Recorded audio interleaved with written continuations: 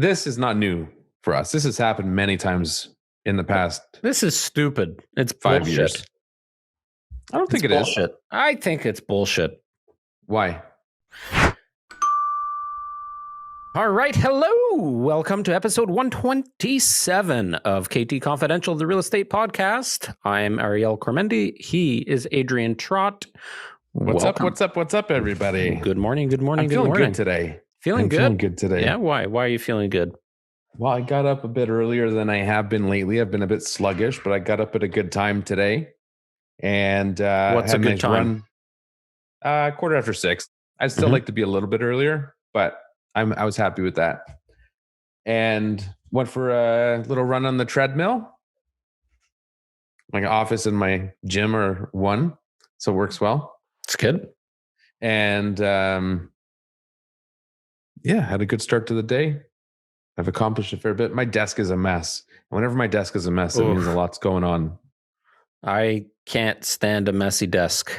Nor can I, but I don't think it. I think it doesn't overly concern me, other than drive me a little bit mad. But I think, if you look at the desk of many successful, productive people, I suspect it's probably messy in most people's opinion. I consider myself successful and productive, and my desk is nice and tidy. Thank you. You maybe spend too much time organizing it then. Maybe you could be more productive if you left it messy. Every Sunday. But hey, you recently did a big purge. I do big purges all the time. Every Sunday. Every single Sunday. Since, so I take Saturdays off. Sunday, I kind of work half day. Yeah. And that half day that I work is preparing for the week in advance, making sure my calendar and my schedule are, in order. And I organize my briefcase. I'll call it a briefcase. It's a bag with all my shit in it. My desk. I purge my emails. I clean up my desktops. So I start the week clutter free. Nice. And it helps me stay organized and mentally stable and clear-headed. Would you otherwise go insane? A little mad. Yeah, I wouldn't go insane or mad. I would just feel unsettled. And during COVID, I don't like having that unsettled feeling. Pre-COVID, my desk was a fucking mess because I didn't care. But we weren't stuck to working at the desk all the time. Right. So fair enough. And now you make me feel bad for having a messy desk. You should. Well, nevertheless, I feel very productive lately. Good for you. It's not bothering me. I'm okay with it. I'm glad you're having a good day and feeling good. Glad to see you put some use to that. When was the last time you used that treadmill? I literally just said this morning. No. Previous to today, dumbass.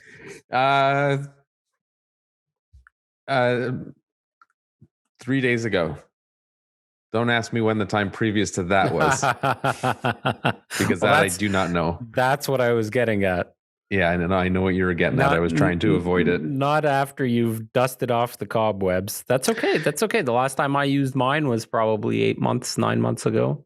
Yeah. I mean, I go through spurts. I've definitely got my money's worth. I bought it for $100 used from somebody. So, and I've had it, I think we've had it for maybe 5 to 7 years, quite a while. And I go through spurts where I'll use it for very consistent for a month, once a day, once every couple of days. And nevertheless, I've got my money's worth. But now I'm trying to build up the gym because I'm not going to the gym. So I need a home gym. And it's a staple. I think everybody's having those difficulties now. People have treadmills for years and years and go through all those spurts. So you're not alone, my friend. Yeah. Anyway. What episode is this? We think alike. Episode 127. 127. Yes, 127. And you brought up the topic today, so I'll let you announce it and talk about it a bit because I got to take a leak. All right, sounds good. I mean, I'm not even looking at the screen anymore anyway, so I wouldn't know whether or not you're sitting in front of me or not. I'm just staring at my my desktop here, got my internet browser open. So yesterday, one of the team members sent a link to our team group chat. We've always got this great team group chat going on. And the link was regarding the proposed increase or overhaul of the stress test for mortgage approvals as it relates specifically to uninsured mortgages. And then shortly after that text message came through, I'm on a number of email lists for other real estate agents as they send out their whatever frequency, monthly, weekly, quarterly newsletters. I always like to see what people are sending out. And one local agent sent out an email where it was specifically discussing this. It's obviously a topic of conversation. So if you've been listening to the news, the bank regulator, this is the title of one of the articles from the Globe and Mail, says the bank regulator restarts consultations on overhauling mortgage stress test after pandemic interruption. So, first of all, this was supposed to happen a year ago.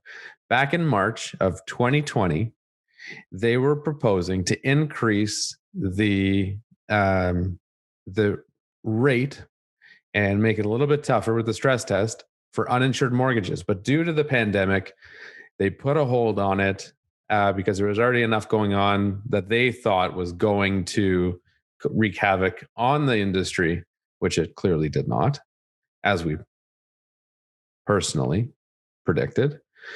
But now that here we are a year later, the market has increased upwards of 30% in some regions. They're now reviewing this again. And I believe, if I recall reading it correctly, that it could be implemented as early as end of May. Do you remember that, Ariel? I see you've joined us again. Sorry about that. I'll get off topic, but I've been drinking a lot of lemon water. Okay. And I find it really helps. I find it really, really helps. I mean, a little bit of bloating at times. I don't know if that's normal with it, but I've heard that's heartburn and some bloating could be the side effects of that. But a lot of lemon water. Like I am consuming on average probably 10 to 12 cups of water a day. Lemon water, or half of it being lemon water. So I'll do like 2 or 3 cups of lemon water in the morning. How much lemon per glass? It's a good question. Half a lemon. How many lemons per day? 1 lemon per day. So I hear mixed reviews of the benefits of lemons. One, obviously, there's positive. I actually don't know, like scientifically, what the benefits are, other than maybe cleaning your system out or something. But I've also heard negative side effects of too much can actually cause damage to your teeth. Potentially the enamel because of the acid in it. But that can be said for a lot of fruits. Like if you eat too many fruits or tomato sauces, red wine. Yeah, for sure. Those can all damage your enamel. But yeah, last night, Natalie made a nice dinner and I had a nice dinner, but dinner is at 5:00 in our house. And I'm usually up until 10, 11 o'clock at night. And at 8:00, I was starving. I was just hungry. I guess I burned enough calories yesterday. Well, that's a long time to go if you're eating at 5, not to eat again until midnight. It's a long time. I couldn't do that. What, a few hours? Well, you eat at 5:00 and then you go to bed at 11 or 12? That's a long time. Yeah, but most normal people would have a snack, or I find actually drinking the water for sure. Stabilizes my hunger. But some vegetables like some carrots and cucumber, things like that. They're nice snacks. A lot of times I'll have a little bit of hummus with some vegetables, whatever. But last night I was just flat out hungry, and I've been having a craving for the steak and cheese sandwich at Firehouse Subs. Yeah, I went there once. I wasn't overly happy. Not impressed. It didn't meet the expectations that were. The bar was set very high from people I'd spoken to. I think they make a good sub. One of my favorite, call it a hoagie, is a good Philly steak sandwich. And there's a Philly steak place in town. Wasn't overly impressed. I'm not a fan of the regular sub places like Subway and Mr. Sub. So anyway, had a hankering for a Philly steak. Went over to Firehouse, grabbed myself a foot long, and ate it. And this morning I woke up and I'm like, ooh, gonna have to drink some more water today. So I'm sorry for parting ways with you there, but that's what happens when you drink a lot of water. You got to make a lot of trips to the bathroom. That's fine. I was entertaining the audience in the meantime. So this announcement. What was the question you even asked me? I don't even remember. Maybe you should just go back to the washroom. I'll finish off the podcast. Yeah. Okay. Well, it's just been a topic of conversation. So I mentioned how one of the teammates yesterday in the group chat sent a link to the. What question did you ask me? About what? You asked me a question. Oh, I asked you specifically if you knew when the changes were slated to be implemented. I believe it was the end of May. Yeah, who knows? Who cares? But the point is, they are heavily looking at it, and it sounds like it's going to happen. Yeah, right? Well, at the end of the day. Yeah, that's right. Now, this is not new for us. This has happened many times in the past. This is stupid. It's 5 bullshit. years. I don't think it bullshit. is. I think it's bullshit. Why? The last time they did it, it put some fear into the industry, we'll say, right? Realtors started saying, oh, this is going to affect first-time home buyers and this and that. And then, the market, like people in general, buyers in general, were like, oh, well, how is this going to affect us? And then mortgage agents throwing up their hands saying, oh, this is bullshit. Now I'm going to actually have to work a little bit harder to get you approved.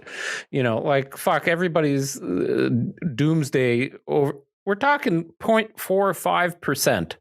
So I did the math. I did the math, okay, on the average home in Halton region. If you were to put down 20%, which I don't know how many people are putting down 20 or above percent. Certainly most first-time home buyers aren't, but I'm going to talk about that in a second. It's less than $200 a month. So it's basically about, for quick math, $42,000 on a mortgage. So you're going to be able to afford about, on an average home, $42,000 less. Right. Now, most people aren't buying homes at the top end of their mortgage approval limit anyways. That's debatable. Because the prices in the last 12 months, and if you think 12 months ago was the peak of and the start of COVID. But since then, can you imagine, during a pandemic, the average home price has increased anywhere from 20 to 30% in the popular GTA neighborhoods. Absolutely. Well, it makes sense as to why there's been so much more interest. So the point here is that you're going to have to qualify at a higher rate, which means your buying power is $45,000 on average less if you're putting 20% down or more. Right. So one of the reasons that prompted me to talk about it was there was a bit of misinformation that I felt, what I felt was misinformation in a newsletter that I received from a local agent. And they were going on to say how, they felt like it would affect the higher echelon of buyers. So the people that can afford the higher end homes. And I agree with that because in the sense that most people moving to that price point, they're selling homes where they have substantial equity, certainly more than 20% of the purchase price of the new home. So yes, they will be affected and it may result in that market being less competitive. Well, and then it has a trickle down effect. So I get It does. I get it. Like, but you know who it's going to affect? It's going to affect people like you and I. People Yeah. that are self-employed that have multiple properties, and the numbers are tight. Like if you and I were to go out and want to buy a new primary residence, I can assure you that the lending rate or the lending ratio on our specific cases, the numbers are going to be really, really tight. So you look at it and you go, well, you know, my current home is worth whatever, 1.2, $1.3 million, which is relatively average as a detached home in our neighborhood. But you only qualify for a home now that's $100,000 more. So you look at it and you're like, oh, why should I can't even upgrade, right? Like by the time I pay realtor fees, lawyer fees, land transfer tax, I basically qualify for the home I have. That's what's going to happen in some of the higher end stuff, or some of the more expensive homes, or for people that are self-employed or get bonus pay, things of that nature. But that's not the average buyer. And, you know, so I don't know, but what's the point of this? Like, why? I think, well, first, I just want to get back to that email, the newsletter I got. The part about it that was misinformation, in my opinion, was they specifically said that, you know, it may cause people to look at smaller homes. So somebody looking at a semi may look at a town, and someone at a town may consider a condo. And they said, they went as far as to say that it may result in first-time home buyers being priced out of the market, which is not the case, because the vast majority of first-time home buyers do not have 20% down. They have less than 20% down. Well, even if they do, like, I didn't do that math, but theoretically, if you are a first-time home buyer and you skipped the wedding, you've saved since you've been working, let's say you're 30 years old and you want to buy your first home, and you've been saving lots of money over the last 5 to 10 years. You've been really diligent. You skipped the wedding or had a destination wedding. We've talked about that in the past. And you managed, between you and your spouse, you've managed to put aside or have an RSPs to use towards your purchase. You've got a couple $100,000. Very reasonable to think that. But now, if you are unable to qualify at the level that you needed or wanted to purchase that house, wouldn't you just simply put a little bit less down and reinvest that money into something else? You know, and bite the bullet, pay a little bit of that insurance fee, and then qualify at that lower rate. Like, that's right. So, like, it doesn't make any sense to me. Somebody that wants to buy a detached home and can afford a detached home, they're not going to all of a sudden look at townhomes because this qualifier is 0.45% different than it was yesterday. Not going to happen. They might move further out of the market that they were hoping to be in. Maybe. And all of a sudden now they upgrade. Like they say, okay, we were looking at Milton, but now we don't qualify for that detached home in Milton, which happened to be a 1,800 square foot single car garage home. But now we're going to go to Guelph and buy a 2,200 square foot detached home with a double car garage. So kiss my ass. That's right. You know what's interesting? Because we're working at home anyway. Well, that's absolutely it. That's why all these other markets are going to boom, because people don't need to commute into the office. Something you just said, I don't know if it was the direction you were going in with it, but something about buying, instead of investing in a primary residence, which many will argue is not much of an investment, the first property being an investment property. And I watched a video recently of Arnold Schwarzenegger, who he was a multimillionaire in the real estate investments before he ever got into movies in Hollywood. And before he was ever getting any kind of paycheck. He was an actor, but had to supplement his income. Exactly. So his big thing before he bought anything was he refused to buy real estate for personal use before he had one that was generating income. So before, he had to buy an income generating property first. And then once he had that, he would allow himself to buy a personal residence. I think more people should do that. I think more people should rent Buy something that's generating income. It gives you more options. Yeah, we've talked about that in the past, that you're here's the thing. I mean, real estate appreciates over time. You buy the right place in the right location at the right price. It's still one of the most solid investments in the world. That's why there are so many investors from other countries that buy Canadian real estate. And it's not going to stop the prices from going up. And that's part of it, is because of how stable the Canadian real estate market is. And it's recognized internationally as that type of an investment. So, you couple that with the fact, now here's another play on that concept or that idea. Jennifer's trying to, she came into the office to pick up some umbrellas.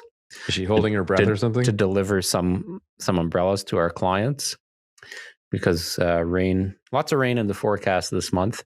And she's tiptoeing to try not make any noise, and she's got her hazmat suit on, so we're good.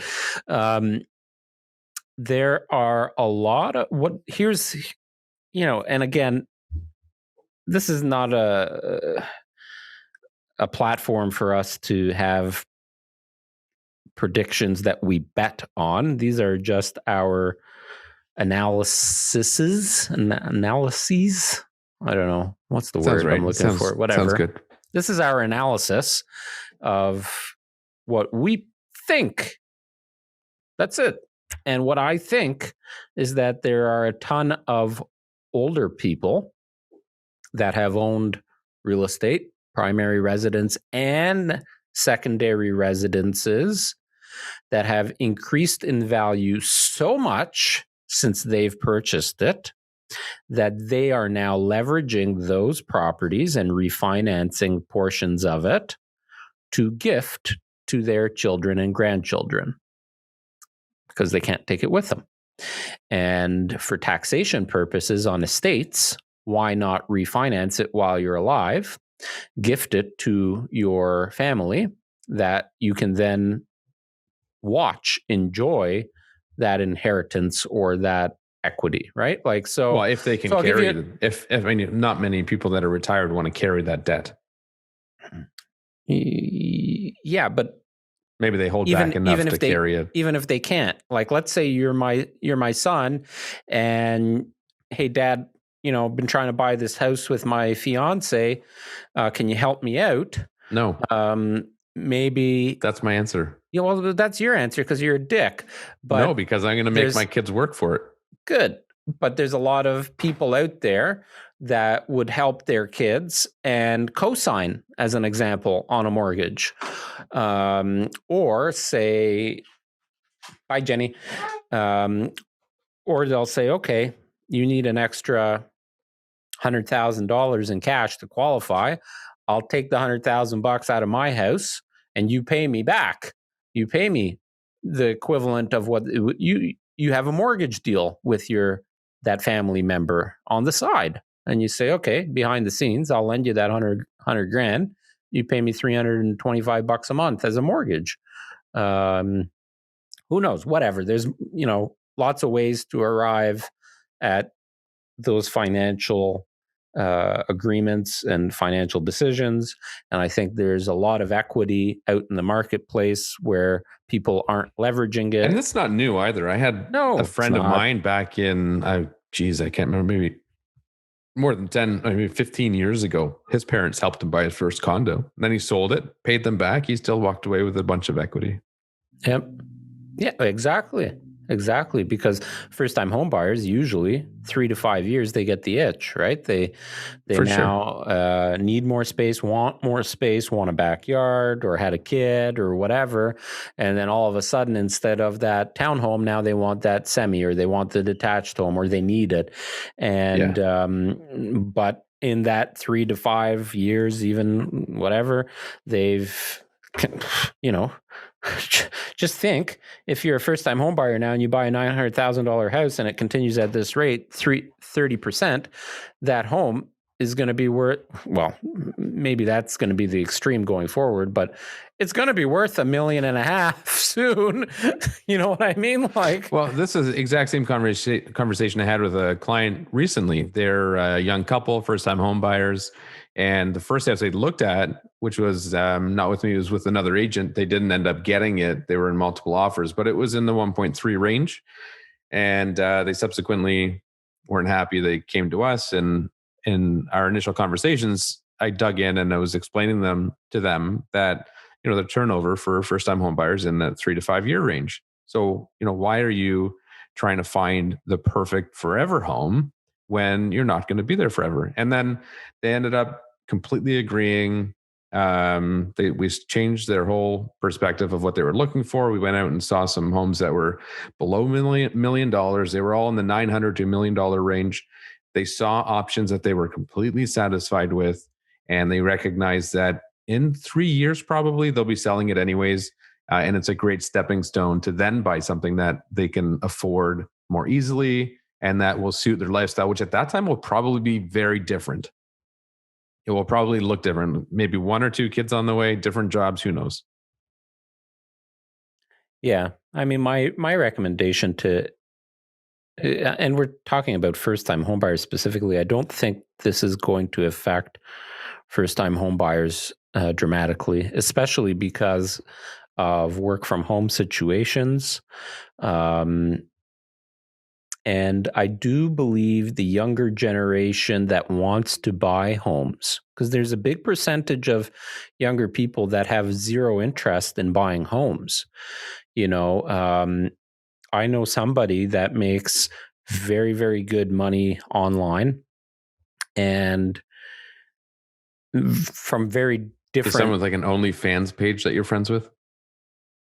No, but I mean, like, you look at the people that have OnlyFans pages that They are killing raking it in. Not all of They them, are but killing it. And yes. What's the other one?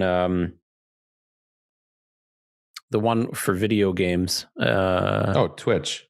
I mean, Twitch. that's like to the same degree as, I mean, that can be said about all social media. Yeah, but they're getting multi sources of income that no generation has ever been able to accomplish, certainly from working from home. So people literally just need a phone. That's it. That's it. That's it. There's a guy I was watching the other day who has an unbelievable following and makes, I don't know how much he makes. 7 figures would not surprise me. Just does YouTube videos. All he does, he must have a GoPro strapped to his chin, and he makes subs at Subway. That's his thing. His thing is making food at Subway, and he has like millions of followers. So that's anybody awesome out there making excuses, get off your ass. There are no excuses anymore. And this is in a day and age where you don't even know what is going to make money unless you try it. So absolutely. But you think of all of the sources of opportunity for income, and I'll talk about this guy for a second because he works from home, doesn't have a fancy setup, but so he's making money from Twitch and from YouTube. Has some sponsors on Instagram because of that, and sponsors on YouTube as well. So making different sources of recurring revenue, but also reinvests some of that income into shoes and flips shoes online, because that's a big thing right now, right? Like vintage shoes, like Nikes are very popular. Lots of opportunities. He recently got into sports cards. Sports card market has been on fire. I've dabbled into that a bit myself and seen good returns. So there's all kinds of opportunities to earn different streams of income, and that's their interest, not buying real estate. And they don't care that real estate's gone up 30% year over year, because that returns $200,000 to $300,000. But meanwhile, all these side hustles are returning, like you said, 7 figures for some of these people, right? So that investment becomes different, and then they use that money to enjoy life and vacation when you can and all that stuff. But the point here being that the people that do want to own and see the value in owning real estate and want to own their place and want to get settled down and start a family and all those things, I see that they typically have a plan. And when you have a plan and you want that, you might shift your focus a little bit. Yes, maybe there are some people that will go from a detached to a townhome.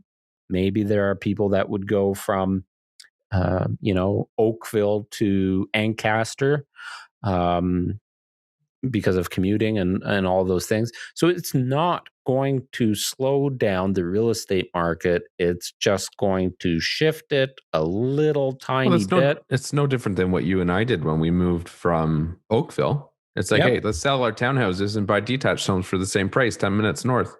That's what we did. So it's just going to fuel the other markets.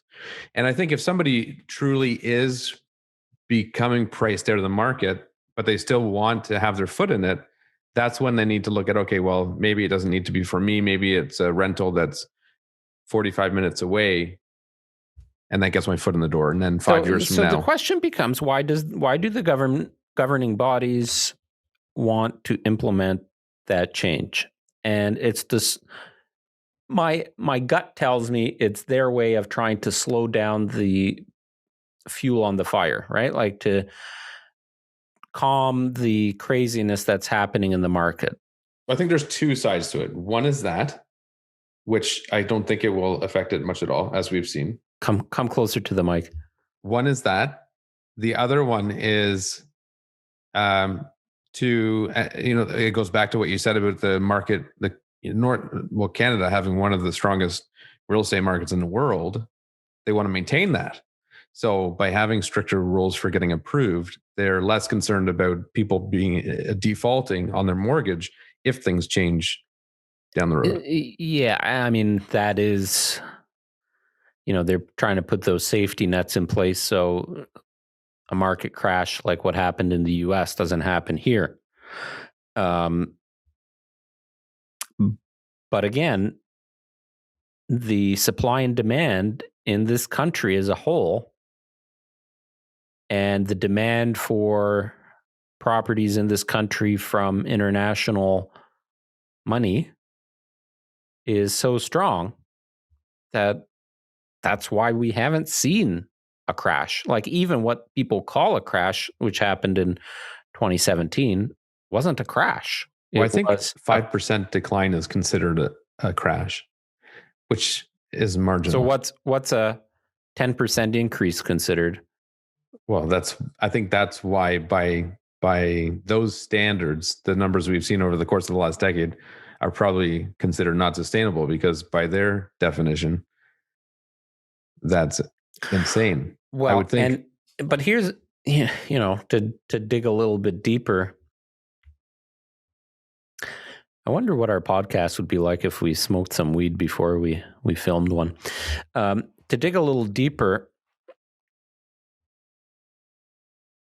yes, I agree that the prices probably aren't sustainable to increase at the rate they've been increasing over the last few years. But you look at some major markets in the US specifically, and you got to think there's still a lot of money floating around. Like there are people that have money, and it's so easy to make money these days, or make a lot of money, right? Like 10 years, 20 years, 15 years ago. The gap from, there will be no middle class at the rate it's going. There will be very wealthy people. And I don't agree with that, because there's people that have very good, stable jobs that are just happy doing what they're doing and want to have better family life, blah, blah, blah. They don't want to hustle 24/7, yada, yada. But the point being for me is that 15 to 20 years ago, if you were a millionaire, you were looked up as, being something great. Do you know how many millionaires now are teenagers and 20-somethings, and literally they're sitting at home eating Doritos? Which before was not, I wouldn't even say, it was just not possible. Right. Not too long ago. That's my point. Yeah, there was no means of making that kind of money. My kids watch a show.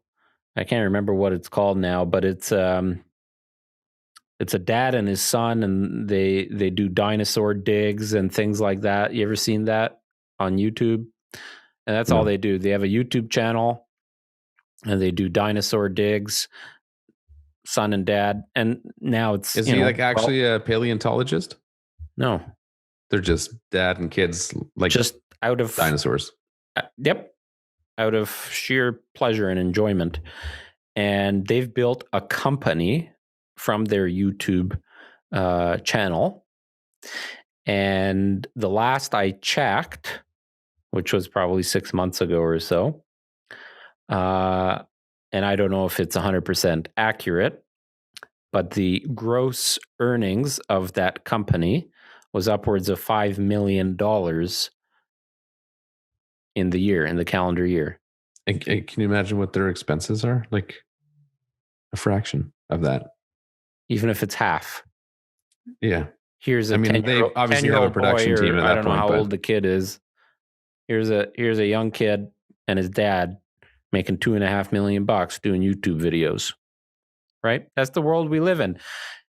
15, 20 years ago, to make half of that, you had to be an athlete, like a professional athlete.